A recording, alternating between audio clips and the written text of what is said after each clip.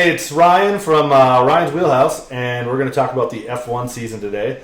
And I was thinking about who can I have on to talk about F1, who's the world-renowned expert, the person I think knows the most about F1, and it is Conrad. Conrad's here with me today. So let's just start off right now. Let's talk about some of the driver changes that happened this year, and any of your thoughts on, I guess, kind of the change. A lot of drivers changed. So. Right.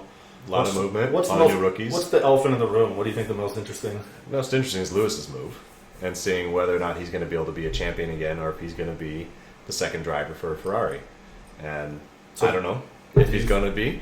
So Mercedes was kind of doing better than them at the end of the season.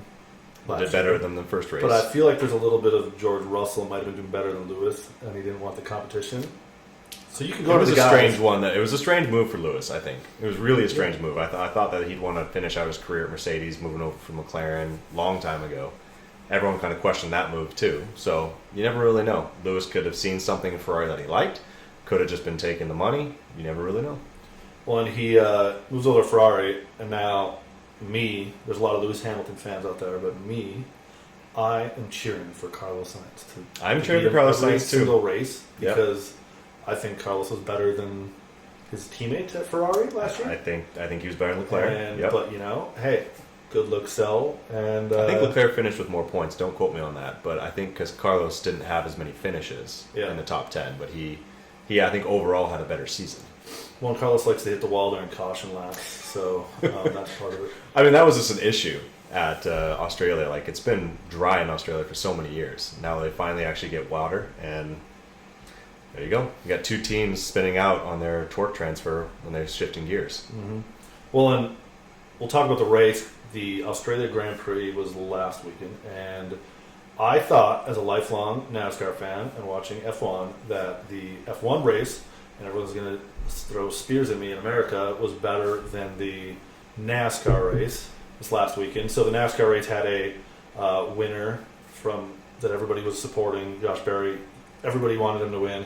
So it's a huge deal, but it just kind of overshadowed the actual race. And I think the race in the Australia Grand Prix was pretty epic with the rain, just pure chaos. And it just looked like, to some extent, people forgot how to drive. A lot of the rookies struggled. It was a pretty epic. I don't know, what are your thoughts on the race this last week? Well, I mean, we saw where the rookies struggled. There's 5 rookies, technical rookies. I mean, Behrman raced last year for Ferrari, and now he's over at Haas to get his first full season. Antonelli drove a good race. I think you kind of can see the differences between Lewis and Antonelli. Obviously, he got that penalty at the end, which I don't know if they held that up in the end. I can't remember. Yeah. Bortatello, Doohan, it looked like it's a big step up from F2 to F1. If you've ever looked at the side-by-side comparison on the same tracks, the straightaway speed is so much more. Obviously, they did a ton of training and testing at Bahrain.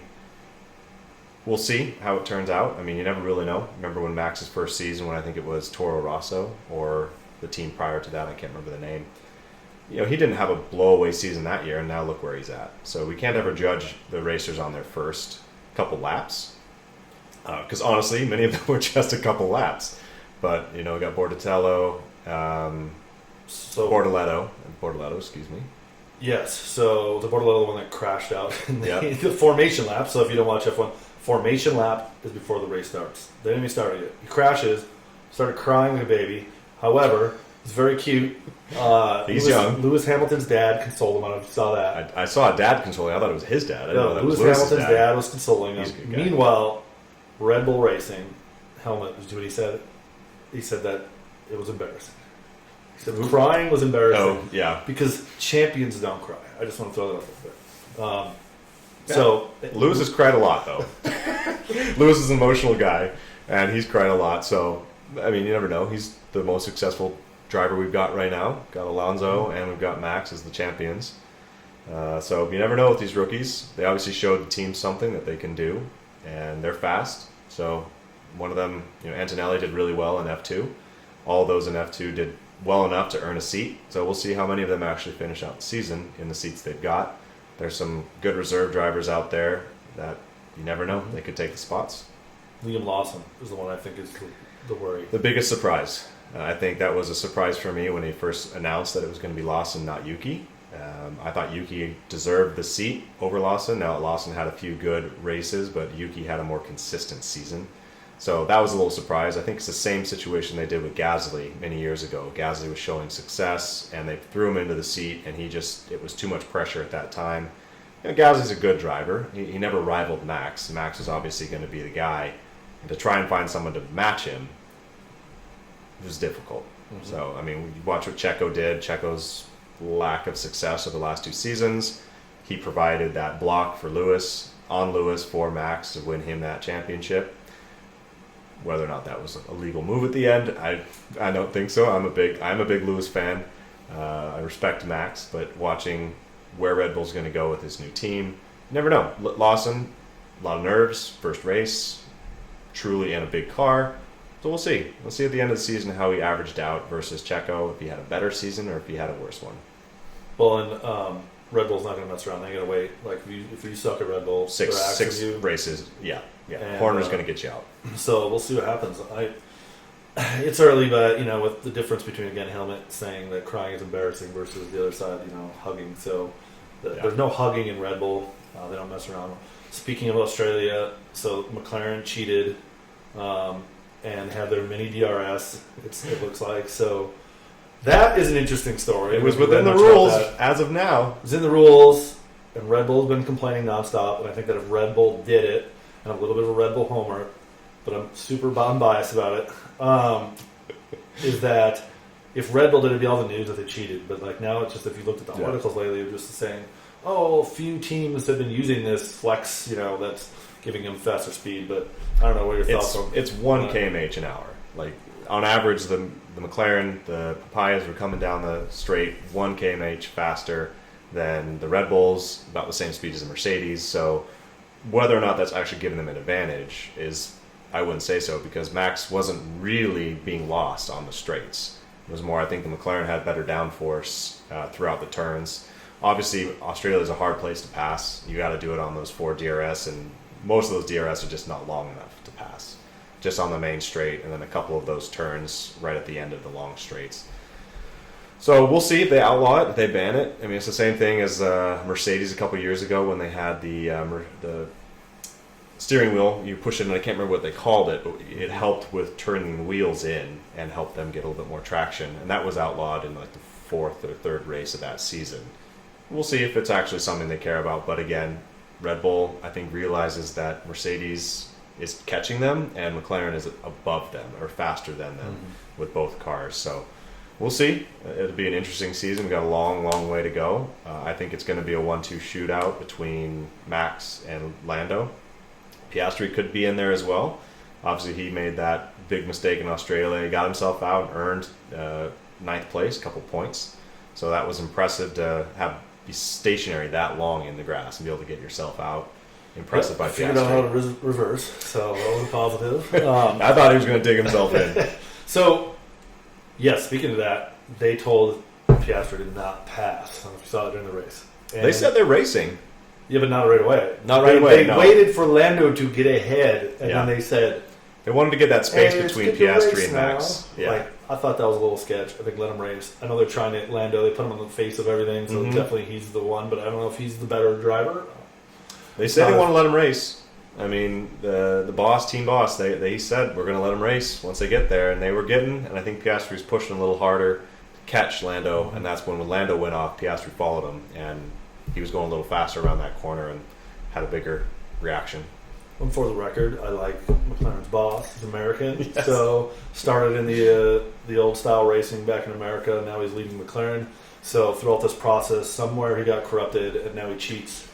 So every team does. You can see Ryan's colors for sure. Visibly, you can see his colors. I'm trying to stay more neutral. I am a big Williams fan. I have been for a long time. McLaren, I have been for a significant period of time. One of my best friends from New Zealand. They originated from New Zealand back in the day, so there's a little bit of that connection. And then obviously been a Mercedes fan pretty much since Lewis moved over from McLaren back in the day. Because at that point, as many people know, Mercedes was not successful. They were the Williams of the last few years. And Lewis saw something. I remember when he was on Top Gear for the first time. That's the first time I kind of took notice of him. obviously he was already world champion. I didn't know as much about the sport then. I knew about it, watched a few races, but it really wasn't televised in the States as well enough to follow it as you can now. So when Jeremy Clarkson asked him, why Mercedes? And he said, well, there's a lot that they've got going. I really see a lot of production in the team. They're moving forward. And he was right. So I think there could be a parallel there between him and Sainz. Williams obviously is showing a lot faster in testing, and they qualified really well in Australia. So we could be seeing a big jump from Williams, but time will tell.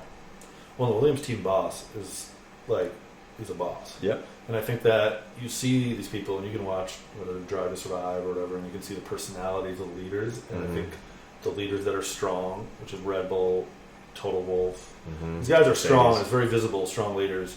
And Williams has a strong, a strong boss. And the success is not going to be surprising to me if they have it. I hope they do.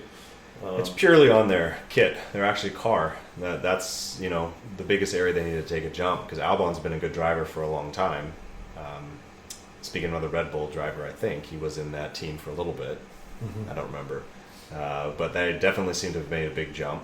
Maybe they're actually modernizing their system. I don't know if you heard the story about they were actually still keeping track of their parts on Excel spreadsheets. Oh my goodness! Yeah. So they were back. They had not modernized fast enough. So when they sold the team a year or two ago, after Sir Williams died, they seem to have now started to make some bigger jumps. I don't think this is going to be the year they're going for much of anything. Maybe they'll finish top 5 on the manufacturer. I think they're really pushing for 26, trying to get that aerodynamics down once they have that actual powertrain and the chassis change. So I think a lot of signs are good for Williams. So speaking of 26, Ford is coming with Red Bull, making their powertrain stuff. They're probably going to win a lot for the rest of the history of the sport. We'll see. These big changes don't always mean that Cadillac and GM's coming in. Yeah. It's just a matter of how much money these manufacturers want to put into it too, because they could put a lot of resources if they want, a lot of engineers. Actually, the rumors are that Red Bull's power source is not that great right now, but it's a self-made one with Honda. Once they bought they're given the rights from Honda to own that manufacturing. They still are fast. They still got a great. Well, we'll see what their reliability is going to be, but overall, they've got a good car. They may not be as fast as the McLaren with the Mercedes engine, but they've got a good one. We'll see with Ford, and then Audi is going to be in 26 as well. They'll be in, and Porsche was looking at bringing them their own engine. It was supposed to be Audi Porsche at one point, but now it's just going to be Audi. I think Porsche's looking to enter back in the future. I think the biggest thing, Cadillac has been given entry into 26, but we don't know what that's going to look like yet. Is that going to be 22 cars, 11 teams? Are they going to be purchasing like a Haas or a Renault, Alpine? I doubt that. I doubt that French is going to let that one go to the Americans, but it'll be very intriguing who they get and if they expand it. I personally hope they'll cap it at the 10 teams with 20 drivers. They've got space on the grid. You look at the grid every single season, they've got 4 extra spots at the back. And there have been more than 20 in the past. So it's not out of the realm of possibilities. They'll just add another team, but time will tell. Yeah, and I hope, everybody keeps saying that, we got a new American team and all this coming in, and it makes you laugh because Haas is there. Yeah, Haas no one counts them as an American There's a team. reason they don't count them. They've not been very successful. Although last year they had a little bit of top 10 success, but overall they don't look like they're going to have I feel like they have a little bit of maybe I'm wrong, but they have a little bit of the Jerry Jones problem like the Cowboys have. The owners maybe a little too involved. Too involved. So you got to let your team principal take it and just run with it, because yep, exactly. The Cowboys have not had the success because of Jerry Jones. Yep. No, and so I think Cadillac hopefully has 2 American drivers, at least 1 American driver. There's a Indy driver they're thinking of, but I think if you want to grow the sport in America, that's the biggest problem right now. Is they keep saying that they don't they didn't want Americans coming in, no American drivers, and it's nonsense that there isn't the talent in America. It hasn't proven out yet. The American drivers that have been there, really, Sargent did not. When he was with Williams, he just didn't produce. He crashed way too much. The Canadian drivers are mostly the same. With Stroll, Tiffy, Andretti was. Andretti, that was a long time ago. He was successful. He was one of the first entries into the sport, winner. did very well with Ferrari. Raced into his 40s, won after 40. Well, the problem is the structure too. It's just like sports, like soccer, football. That like every country has like the way they're brought up. And in racing in America, it's like quarter midgets, dirt track racing, all these things that don't lend themselves to Formula One racing, where you see all these Formula One drivers are young riding go karts till they're like 100 years old, look like Donkey Kong and those things, But like, that's probably a big barrier. Is that a lot of people aren't going up because the big money maker is NASCAR in the U.S. It's got the most ratings, most money. So why would you, if you're an American, start off and be like, you know what, I want to be an F1 driver? You're going to be at a significant disadvantage because the system and the structure is not set up for it. Yeah. And you're competing against people who have the system and structure and all the visibility to it over there. There's no, like, you got Zach Brown, but he's not hanging out at the local dirt track. No, he's not scouting drivers at the Family Fun Park. Because that's the majority of it is, especially on the West Coast, there aren't really many competitive go-kart tracks out there. I mean, we've got one here in Kent. It's a competitive track, but I don't know much of a youth push there. And there's a huge barrier. Because in Europe, you can travel all over Europe and race in Spain and France and Italy and Belgium and the UK, and that's not as far as it is here. Like if you're going to be racing in Florida, New York, California, Washington, that's really expensive. It's really difficult to get around that because we're so big. Well, and F1's the internationally, like soccer, the largest racing sport. By far. Just like soccer's the largest sport. In America now, NFL's king for sports, obviously, but not soccer. But like just like racing, NASCAR is king. However, also IndyCar, I'm pretty sure gets higher ratings than Formula One. So I think does it really? Pretty sure they do, but they're also time slots. So like that's another thing I just saw. Yeah. Is that there was over 1 million viewers of the Australia race, and everyone's in there on X just being like, "This is this is horrible for F1 and all that." And I'm like, yeah, but if this is at like this thing finished at 11 p.m. Pacific time. Yeah. So think that most racing fans in America are actually in the Southeast, and so if 1 in the morning or whatever a race is ending and they're still getting 1 million viewers, like that's actually really impressive to me. And it's just like looking at it objectively. I think they are growing, and I think that's their challenge in America is the race times. Like Vegas do super late. They're in these other countries. I think the race this weekend is like midnight. It starts. Yeah, I'm not sure what time. I'm pretty sure China's going to start late. I think it's like midnight or something. So it's like just really hard to bring in new viewers, so people record it. And I know you record it. I record it. Yeah, I have kids, so I'll be recording this one. Maybe I don't know. We'll see. And those with like YouTube TV, they can watch it the next day on replay. I know one of my buddies that's into F1. He does that, which. I've looked at doing that, but still I'm the old school DVR still. Let's think about some of the biggest problem right now, or let's think about the biggest problem in Formula One when you compare it to NASCAR, and that is they do not allow swearing. And this is a travesty to the American culture. It's a travesty to the world that somebody that's driving 200 miles per hour can't swear. I get like I don't swear during this these videos ever because I got kids. We don't want we want to be mature and like look after whoever might be looking at videos and things and watching family friendly, watching a race and all that. Yeah, but like I mean, you're driving 200 miles an hour could die. Like swear words might come out, and I think that those kind of rules I think just make F1 look really bad. I think in the American public. I think with the American public. And the rest of the world is a little different. I mean, the impact from the current leader of F1 is definitely from the Middle East. So they're having a little bit more of a Middle East impact on Formula One than the owners of Formula One, Liberty Media. Well, I mean, to the point where, like, after the race, I think you saw when Lando swore, you can look it up online, Lando swears during the end of the race and immediately looks to see through the camera, and then Max Verstappen's like, oh, you gotta be quiet. Like, they've always been given some major media training on don't swear, but it's just part of their DNA. Yeah. That's what they do when they do their own podcasts and they're on their own interviews and whatnot. Well, it makes it just kind of like, I just feel like when you try to put restrictive rules on speech like that, it just like, I don't know, it kind of waters it down a little much. And I think it's... I'm not getting political here. I just think it's like, let them just be themselves and let the rules be regarding the racing, not just like what they're saying on the radio or something. It seems a little excessive to me.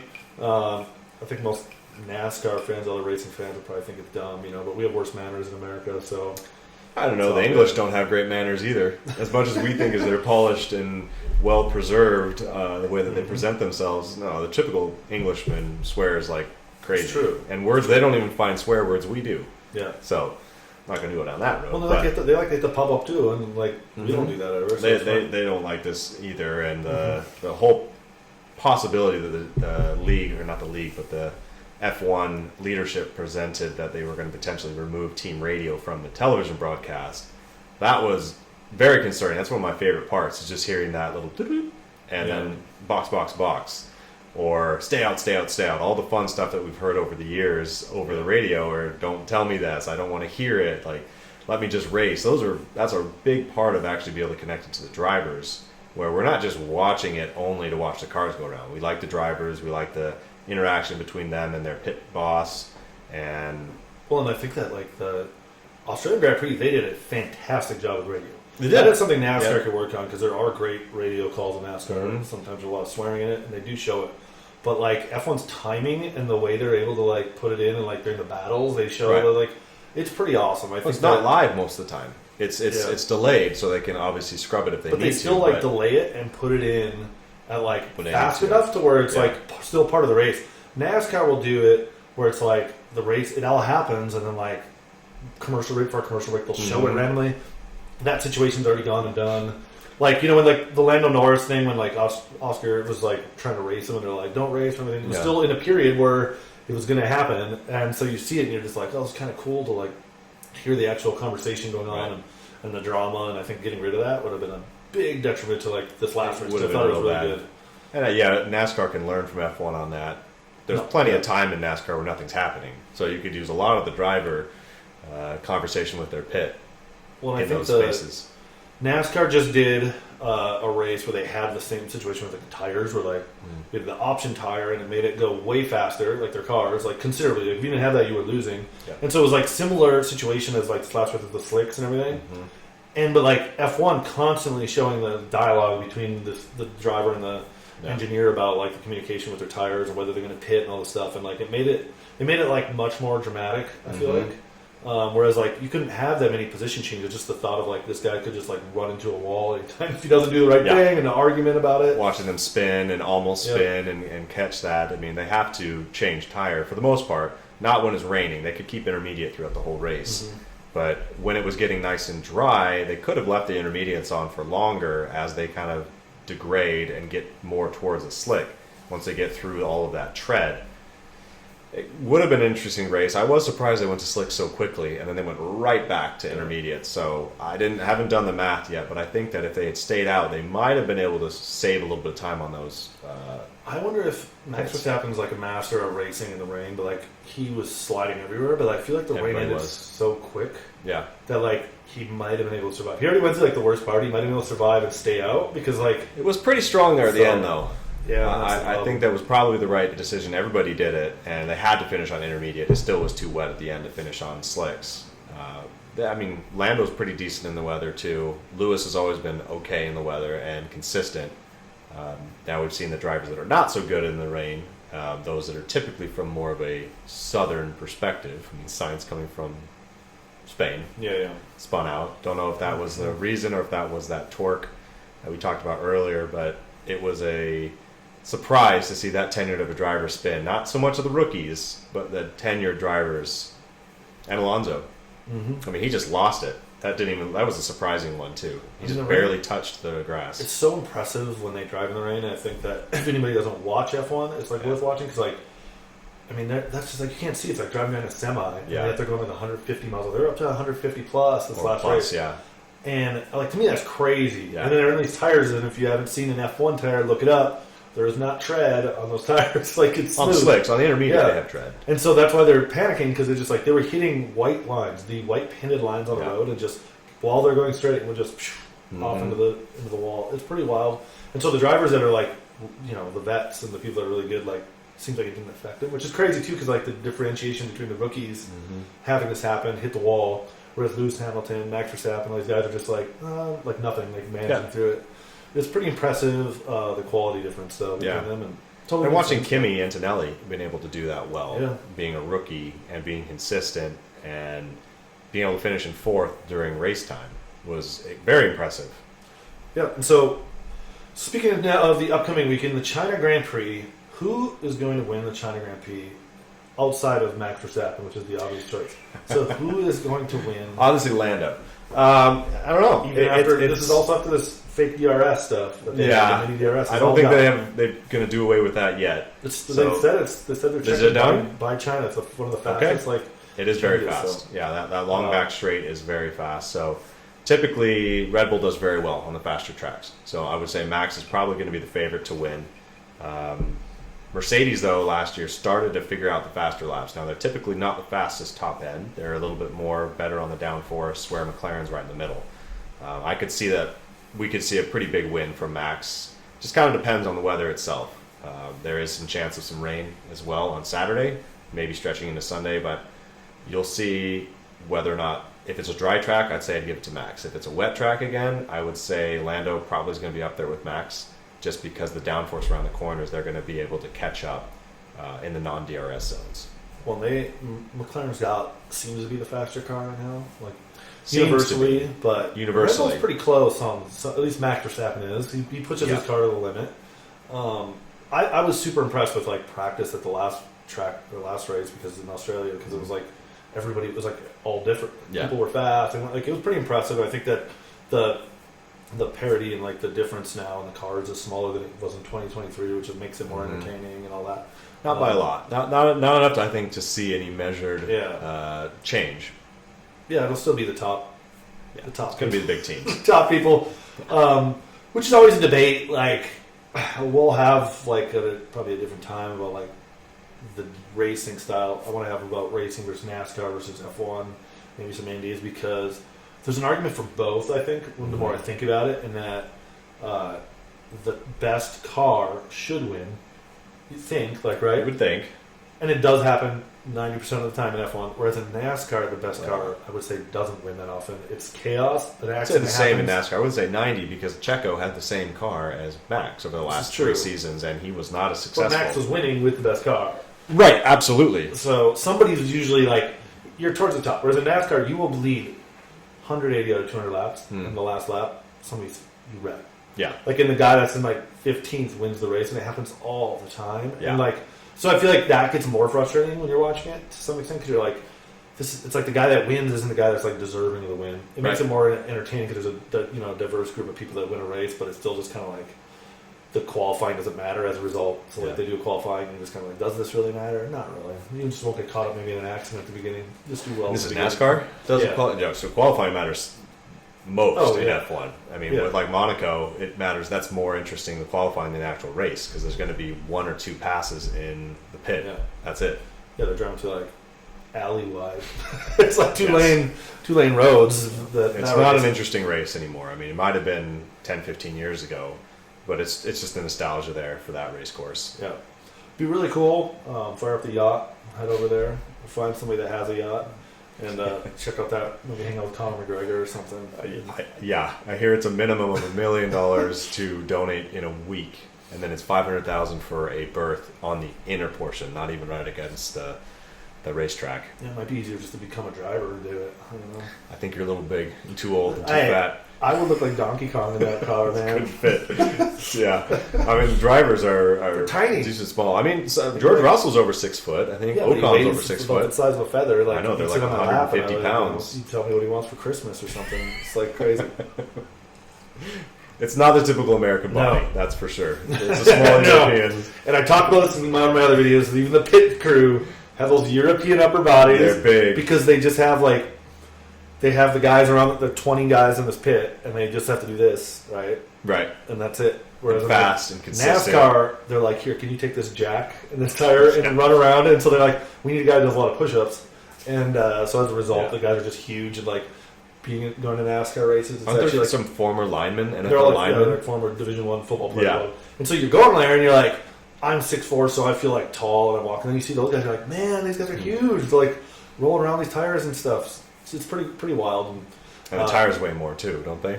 I'm not sure, actually. I should check that. I imagine that the F1 tires are real light.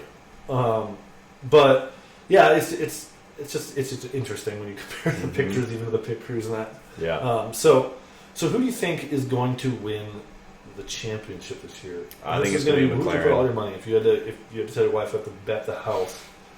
I would say McLaren, just So because that's they've got constructor. Who's the driver? constructor. I hope, and I think it's going to be Lando.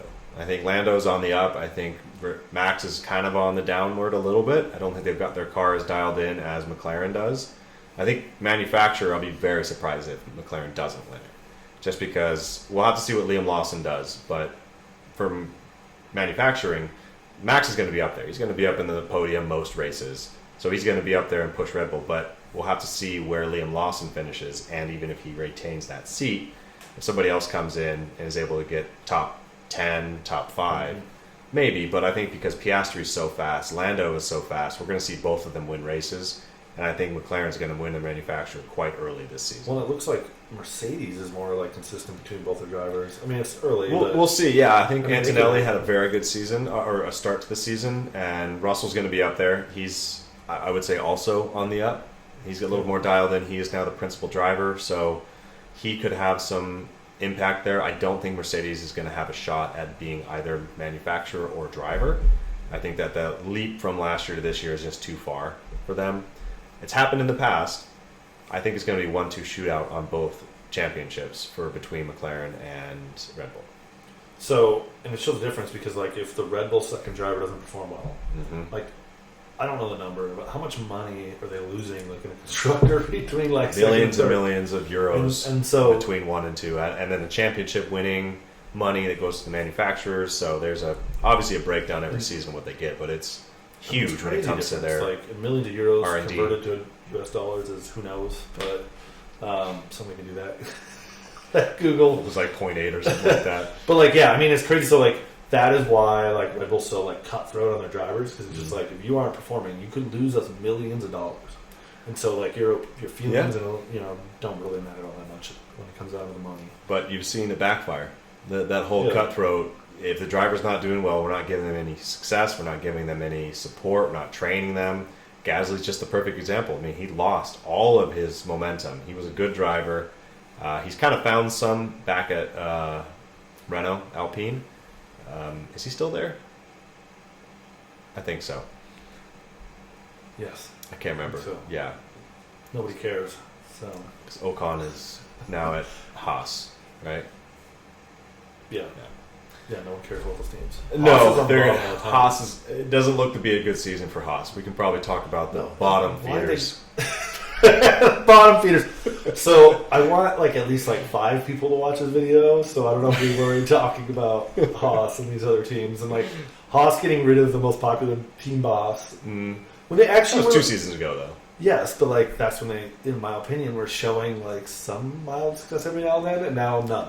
So I mean, we'll see. I really like their current boss. I think he's a very interesting, kind of a little bit more no nonsense. He doesn't have as much of a personality. He's got more of the Japanese kind of industrial style of approach to racing. So I think it could be an interesting boss conversation. I don't know if the drivers. I mean, Behrman obviously did well when he subbed in for Ferrari, but I don't think the car is there. I don't think they've got the car underneath them to be successful.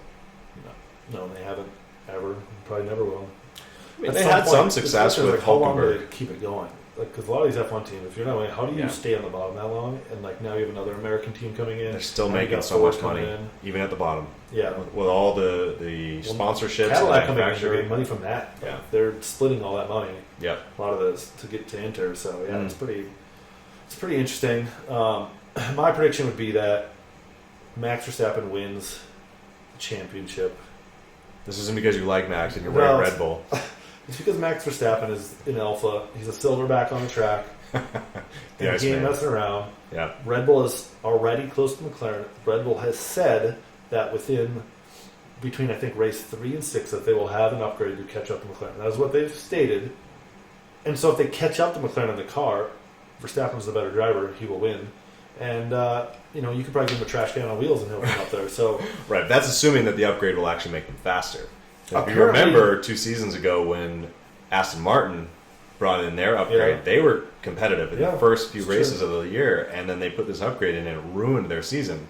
That was when Aston Martin was doing this, McLaren was doing that as well, and then McLaren hit their upgrade, and they just took off from there. well, apparently the Red Bull car is like more stable to drive, according to Max Verstappen, than it was last year. So Christian Horner had said that he thinks it's a better platform to work off. He's like, because the car drives so well, it makes it a lot easier for them to do these upgrades. And so I expect Max Verstappen to win the championship and then eventually pass Schumacher, and nobody will remember Lewis Hamilton, all that stuff. It'll be great. But I don't think that's going to happen. I think 26 is going to be too much of a shuffle to keep all of these drivers out there. there. He'll have a year off, and then 27 will be back into it. I do expect Red Bull to not win the constructors. I just don't think they're going to have the two drivers to do it. No, I think they might finish third. I mean, just obviously we're one race in. Yeah. We don't know what's going to happen. Mercedes has consistent growth, and I feel like they're getting close, and I think they could get second. Yeah, I think we'd be McLaren, Mercedes, Red Bull, possibly Ferrari. Now we haven't talked a lot about Ferrari, and now having two strong drivers, obviously doing 10th and 8th in this track at Australia, but I just don't know what they're doing with their car, because it seems like it's close to being good, and then it just never. Keep saying that. They just seem to be behind the 8 ball every season. Lewis Hamilton jumping over, I think, was part. The definite part, because Ferrari is like the namesake. It's everything for F1. That's a big deal, but in the sense of getting a better shot at a championship, I don't know. It might have been better to stay on Mercedes But it's weird. It's weird because they always hail it as going to be good. I feel like they're like the Green Bay Packers in the NFL. Everyone says they're going to win the Super Bowl, and they never do. And so, same thing with Ferrari. Everyone's like, they're going to be top, all this stuff, and really struggled last week. Really struggled. Really did. And qualifying, in practice, everything. And they weren't showing a lot of speed in Bahrain in training either, in testing. So it'll be an interesting season where they finish out. I would think that they'd be fourth if everything comes good, and if Max wins or Max has a really successful season. I bet all of those points will culminate higher than the average finish for Ferrari. And if Liam Lawson gets top 10, they should have enough points to at least be top 3. But it'll be an interesting season. So then Williams get 5th, you think? I don't think Williams will be that high. No, I think Williams is going to go from the 9th, I think they were last season, to maybe 6th or 7th. They could be 5th. I think that we'll see Aston Martin. I think with the jump up and now having Adrian Newey on board, their car looks a lot faster. And there's a lot of hate for Stroll not being that great of a driver.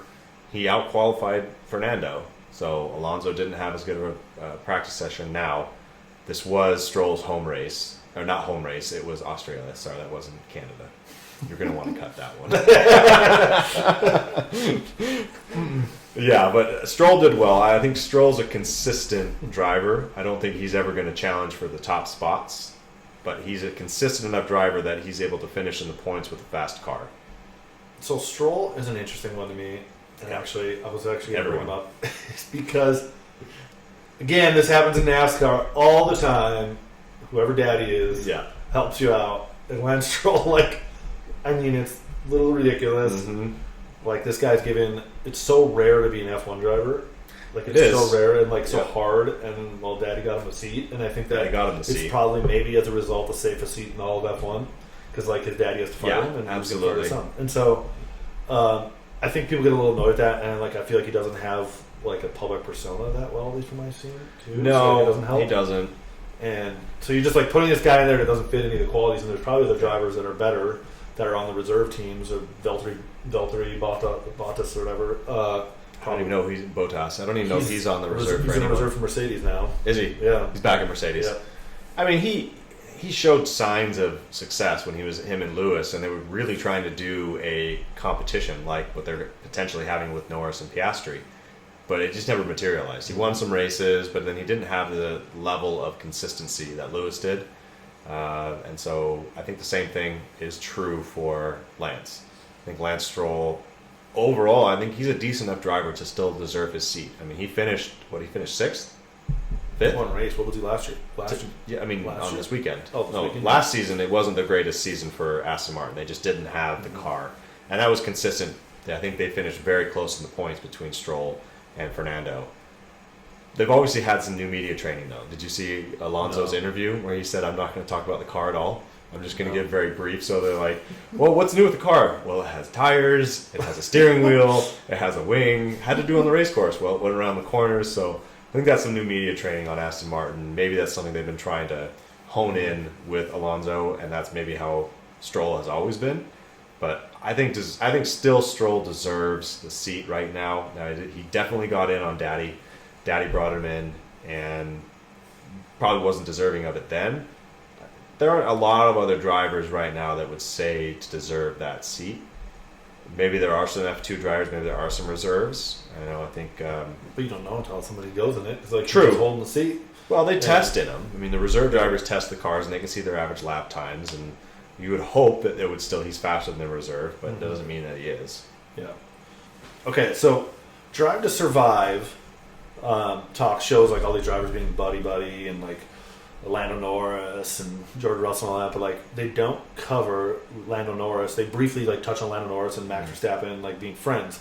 And so it was just on X, I think today, that Lando Norris had said that he was bothered by his portrayal with Max Verstappen being his like friend, and like they fly together to places and stuff. And so I find it kind of interesting because they try, basically he's saying that they try to make it sound like they like don't like each other and they like all this stuff, and it's like not true. Yeah, they're actually in a Lewis situation. Yeah, they're actually just close. And they did so one of the things they did, one of those videos, and they show like pictures of two drivers, and Lando had to pick between the two people he would rather be. And Max Verstappen won like most of them. He was like Max versus Lewis. He picked Max, and like based on his relationship. And so they try to create Max out to be this like big evil like Darth Vader character, but like I think that's not true. And no, I don't think so either. He's the Iceman for a good reason. I mean, he definitely shows himself to be that. And the way he races and the way he has his media presence, he just doesn't care what people think of him. Mm-hmm. He's fast, and that's all he cares about is racing. And if he's got a personal life, I know nothing about his personal life.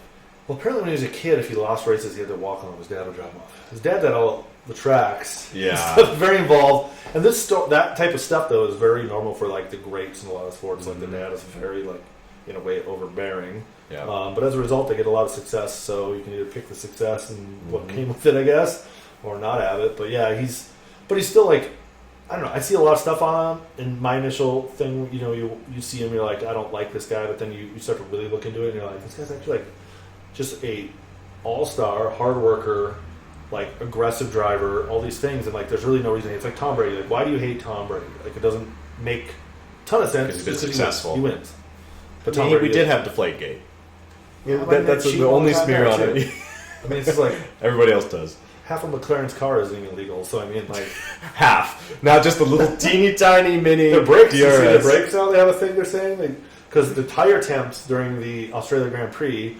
Somehow Red Bull is complaining because they're like, how are we battling so much in tire temps? And McLaren, I guess they think that they put like holes through their like brake pads and stuff so that it's like that would be tires too aren't obvious. heating up or something. There's some kind of thing. I'm sure they're cheating. Let's so they're cheating. They're not just actually technologically more advanced than Red Bull, which I think is probably the reality. Is that Red Bull does like to complain all the time. If anyone's faster than Red Bull, it's always because they're cheating, not because Red Bull hasn't developed. Or they lost their chief aerodynamics engineer. Well, I mean, that hurts, but when you fuel your car with an energy drink, it goes pretty fast. I would say try out their cruise fuel injectors, put that Red Bull in there. That's what they do. Works great. Done it a million times. So, what do we see as drivers that are going to be losing seats? If you had to pick right now, just name let's just say two guys. Two guys that you think they're fired. Without a doubt, you can put your money on it, your house. I don't have anybody without a doubt right now. It's too early in the season. You have to pick two. If I had to pick two, I think Liam Lawson definitely is going to be on the chopping block. If he continues to do this, he didn't qualify well, he didn't race well. That continues, he won't be there long. You see Red Bull, we've already talked about it, or Cutthroat. They're going to go out and they're going to clean you. Outside of that, obviously the rookies are going to be the next ones. I think Antonelli probably is safest. Doohan, you just don't know. Mm-hmm. I mean, he was at home. He had a lot of pressure on him, so we haven't seen the best out of him. The others, I don't know. They're not at teams that are as competitive, so I truly don't know who would be the second driver. Who do you think? I don't know. Because a rookie's always going to give the benefit of the doubt. Yeah. There's a lot of new people, so that's the hard. They don't always get the benefit of the doubt. They could only get a few races. Yeah. If they're really bad, like the stuff crashing out before the race starts, the fast stuff, you just can't afford it. No. One, the damage of the car, let alone the loss in the constructor's position, he will be fired. Cry, get consoled as much as you want, but you will be fired. because you just can't do it as a business. You won't survive. So I feel like he's going to be on the chopping block for sure. Yeah. And I think, Liam Lawson probably is. He's just in the pinnacle team. Just like Checo, man. Like, Checo was liked by the fans and, did win races, but then all of a sudden last year falls off, and you're just kind of like, you saw the writing. Like, really the last 2 seasons. Yeah, this guy's, going down. You could tell he was going to be done. He was losing it. And, there's always a chance that, somebody gets fired for somebody. Like, Max Verstappen, everyone keeps talking about him going to Mercedes and whatever, but, if something like that happens, like Lewis, they fired Carlos, but Carlos wasn't doing that bad, so that could always happen. I was honestly still surprised. I'm still surprised about that move. I think they just went for the name, and hopefully maybe it was a knee-jerk reaction knowing Lewis was available. I thought, we already decided Carlos was a stronger driver than Leclerc, but Leclerc's their golden boy. Yeah. So, Lewis Hamilton, has he lost a step? Because I feel like he had an amazing car, and then was his partner ever as good as George Russell? Because when George Russell came, George Russell was doing better than Lewis Hamilton. Lewis Hamilton's 40 or something? Yeah, he's 40. He's older, but he still should be able to compete. I feel like I feel like some of these new drivers that have come up have gotten so good that he's kind of getting he's getting older. But he's got the experience, though. The fact that he's getting beat by teammates, when that never was the case before, maybe he was around during a time without Max Verstappen and Lando and all these people that are just. Oh, he had his own he had his own to race with. He had plenty of still the other Red Bull drivers. I'm blanking on his name right now. Vettel. Yeah, he had him. There was a good race there for a while when Vettel was being so successful. But he had the car. But I don't know. Because if you I think it's too soon to say. I think now he's at a new team. Obviously, Ferrari has not been as competitive over many, many years. So, dropping into that seat, we'll see at the end of the season, does he finish higher than Leclerc? Does he finish lower than Charles? I don't know. I think that it's going to be some interesting season to watch Ferrari, where they're at. I think it's been too long for them to leave the success they've not had. I think they're major jumps. Maybe they're banking on 26. Yeah. We don't know what 26 is going to be. I'd love to see a Ford versus Ferrari, Ferrari come back. Well. Yeah, let's see that. Ford used to power Williams. They used to power a couple others back in the day, and I always liked that because I'm a Ford guy. It will be a little harder to root for Red Bull as much as I've disliked them over the seasons. Now that they have a powertrain from Ford and them re-entering the sport, I think having more engine manufacturers is going to be good. We've only had 3, really, in the last multiple seasons. And that's why, if you're picking somebody to cheer for, that was the big thing with me. I like Mercedes. There's a lot to it. I like Williams. I like a lot of these teams, but the second they announced that Ford's going to Red Bull, big Ford guy too, I'm like sold. Yeah. Got it. I'll be sad if I like Max Verstappen as a driver just because his personality and everything. But still Ford, seeing that Ford logo anywhere on that car is gonna be pretty awesome. And so I've enjoyed it being a Honda. I mean, it's not really technically a Honda right now. I don't know, because they're now a sponsor, but they're not an engine manufacturer because Red Bull's manufacture their own engines. So it will be a very interesting time to see engine manufacturers come back in and the reliability, because these engines have been so reliable the last few years. I mean, when I first started watching, you'd see engines blow out all the time. And now with reliability, and they only have 3 engines a season without taking a points deduction. Well, I think it's going to come down to again, the same thing of how many resources is Ford doing? Ford, Cadillac, GM, clearly have the money. Yeah, clearly have the knowledge to do what they want. We'll see if they have the knowledge. This is totally different. I mean, the RPMs and everything that the. But if they want to, they have so much money. They're in NASCAR and all that stuff. If they want to put their engineers, the right people on it, and really invest cash, but there's been talks Ford on it that have said they're not going to break the bank for these things, and that's where the problem comes in too. Relationship. How does the culture of this company align with Christian Horner? It seems like a very driven, they get want it done.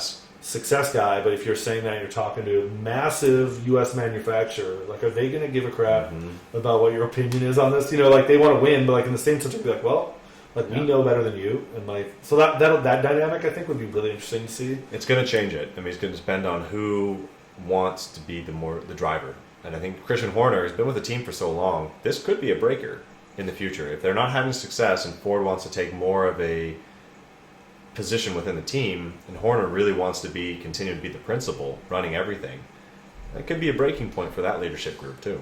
how do you get rid of? I just don't see you ever getting rid of Horner. He's been so like I can't see critical. He's critical. Like the success that guy has like created for like a. I mean, he does have. Vettel, he's won championships with Vettel, and then like they get out for a little bit, and he just brings them back. Like it's pretty impressive. He does have that accusation on, which was denied. Misconduct. It's been denied. It is still going through the courts, and so it might not be anything. But that could be a pivotal point that if that were to get to an actual lawsuit or actually some criminal charges, and Ford's coming in the next couple of seasons, it would be interesting. We'll see in the next couple of seasons how that all plays out. I mean, it's kind of like. What I heard is like he says like made comments and things and like, I don't know, like it didn't seem like again, this is in another country in America. It's like that's the Monday, Tuesday, Wednesday of the workforce. I don't know what type of workforce you're in. So like I don't know. I just like the some people don't like the intensity and like I don't know what happened there, but I don't know. I just don't feel like if it hasn't sacked him already, like I just don't feel like it would. It would be very difficult to sack somebody with that amount of success with multiple drivers, and the team has been the most successful in the last decade or more. Yeah. I mean, Mercedes is up there as well with all the success that Lewis had. I think we're kind of thinking more recent with Red Bull, but over the last 15 seasons with Vettel and Verstappen. All right, well, that wraps it up for today and this week, I guess. And thank you, Conrad, for showing up today. We'll have more conversations about this stuff with F1, the season, where the standings are. I also want to discuss actually more detailed F1 versus NASCAR because I think it is worth it in America to, look at the two major players in motorsports racing, the two pinnacles, and kind of compare the objective. I'm a NASCAR homer, so like up front. However, there are things that everybody can improve, and there are things that F1 is dominating NASCAR and vice versa. So, like, I do want to talk more about that in the future, and as the season goes along, some of the other things and changes with Formula One, and the upcoming races. So, thank you for listening, and we will see you next week.